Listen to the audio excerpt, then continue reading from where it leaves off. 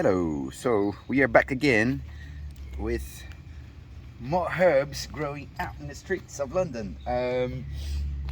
So we've got here Vinca major, also known as Periwinkle. periwinkle. Periwinkle.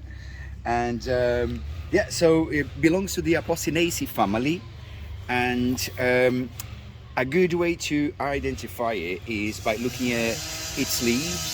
You can see that it has an oval shape. They are also glabrous, so they are hairless. There's no, it's very smooth, the both sides of the leaves, and they grow opposites to each other. And this is the flower. The flower has 5 petals. As a member of the Apocynaceae family, the flower is bisexual, and also just as a general thing for most members of the Apocynaceae family is they all have latex. So I'll show you here in the leaves again. So if you pull one of the leaves, you can see that it has a latex there. So that's another indication that it belongs to the Apocynaceae family. And now Claudia will talk to you about the medicinal properties of the plant. I think we'll pause it. So in herbal medicine, there are 3 major types of Vinca or periwinkles used in medicine. And this is the North African and the European variety, and it's called Vinca major. And it's basically called major because it's large. The Vinca major has darker purple, larger, broader leaves.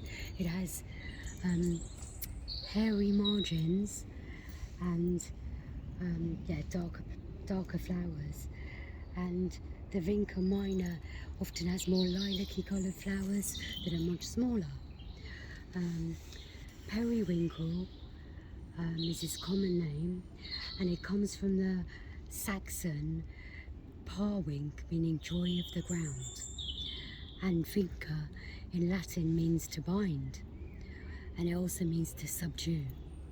In herbal medicine, plants have tropisms or affinities to the body, and these European varieties, their tropism is the brain and the heart. They have chemicals in them, nitrogen-containing chemicals called Vinca alkaloids, and one of them is called vincamine. Vincamine is nootropic. It's a monoterpene indole alkaloid, and it's been used for cerebrovascular neurological disease. That means degeneration of the blood vessels that go towards the brain, causing cognitive decline. They've done studies on vincamine which show that it increases oxygen to the brain, it's a cerebral stimulant, and it's a vasodilator that can be used for cerebral insufficiency.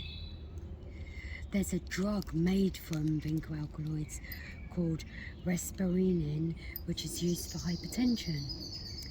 There's another chemical in this plant called resinamine, which is an angiotensin converting enzyme inhibitor.